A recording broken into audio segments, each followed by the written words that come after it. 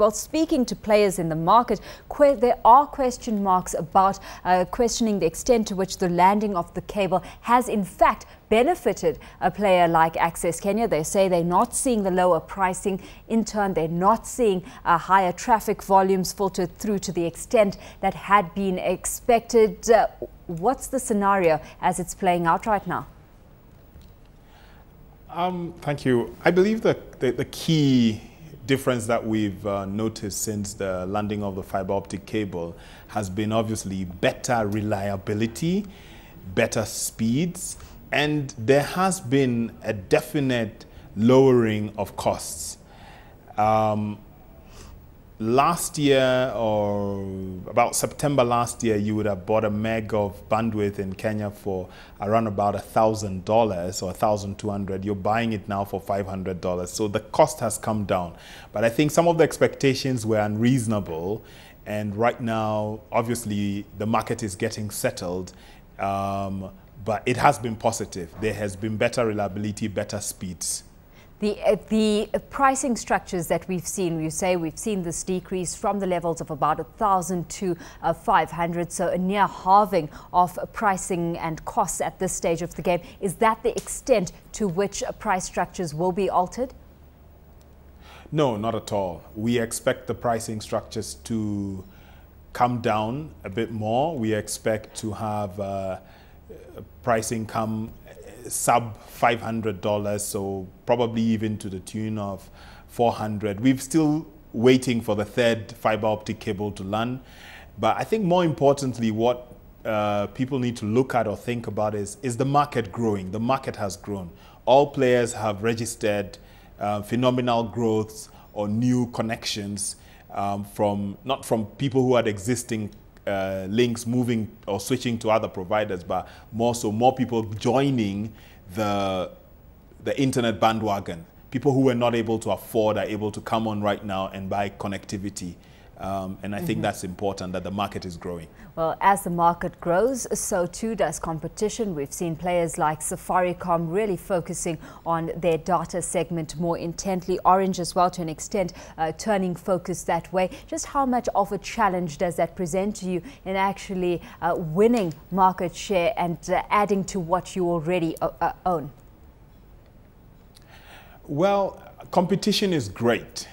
The one thing that Safaricom and Orange have done is to obviously make more people get connected using the 3G technology, a modem or a dongle straight into a laptop. So they've obviously brought in the convenience or the mobility connectivity that that's how we term it. Now, there's a lot of people who want mobile internet. There's a lot of people who that works for them. And so that has definitely intense competition on the lower ends of the market or the mass market. Now, for people like ourselves who are dealing with mostly fixed data technologies, obviously it's meant that when people have wanted to upgrade from a mobile data, which may not necessarily give them the dedicated speeds that they want, then Access Kenya becomes the most obvious and the best choice for them. And so you would see more people moving from mobile or mobility technologies towards fixed data or the WiMAX technologies. And so it's actually been great for us. We've had a lot of uptake of our services. Well, certainly sounding optimistic there. Let's talk strategy in that context then. I mean, the concluding of the acquisition of OpenView, some say, has left a pretty bitter taste because the expected synergies haven't materialized there to the extent as well that they thought it would have. Commentators looking at the math saying that something's gone wrong, questioning was it a fair price to start off with and what it actually adds to the business. Was it possibly a misstep, that acquisition? The bitter taste is a bitter taste, but it was definitely the right way forward. We probably took a much longer time to synergize the businesses together and to leverage the IT part of the business in order to get that to give us more revenue or make our clients more sticky.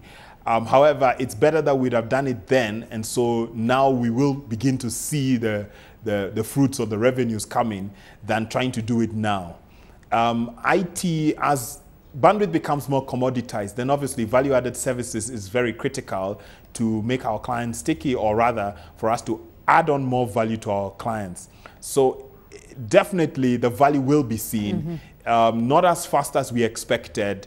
Beta taste could be there, but we are surging on, we're prodding on, and it's definitely going to be positive in the long term. Having said that, is the company then continuing with this kind of strategy, or will you be using funds that you currently have in a different way in terms of expanding your business and gaining some dominance in the Kenyan market?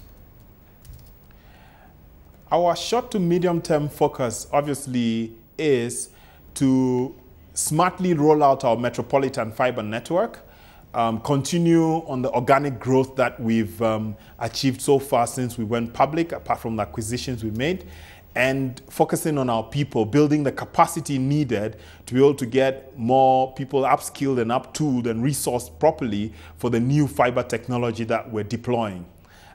Indeed, today marks the date of our launch of our metropolitan fiber network. We've concluded the first 150 commercial buildings which have been lit. We've done 104 kilometers of fiber, and that is a very positive step in the right direction for the company's growth for the future. Well, we'll of course be tracking your developments as they unfold, and tracking that share price that's been pretty stagnant around the 2021 shilling mark at this stage.